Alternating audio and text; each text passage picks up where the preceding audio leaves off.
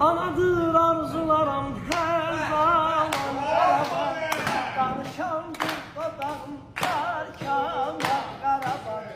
Karabağ, Karabağ. Anadır arzulara her zaman Karabağ. Danışan bir dodağım Karkama Karabağ. Karabağ, Karabağ.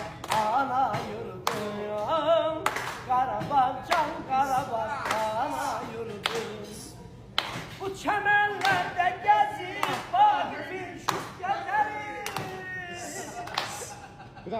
Bu çemenlerde gezip bakıp şu gezeli. Ruhumu buradan alıp da tavanın güzeli. Ruhumu buradan alıp da tavanın güzeli.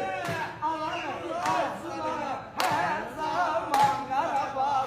Danışan bir dodağım her zaman Karabağ. Karabağ, anadı arzulara her zaman Karabağ.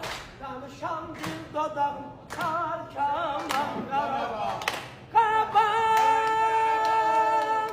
Karabağ.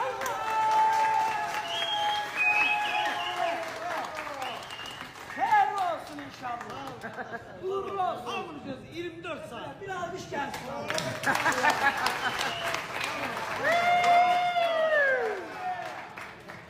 Bu canlı kalsın. İlyas'ın yolu. İlyas'ın yolu. İlyas'ın yolu.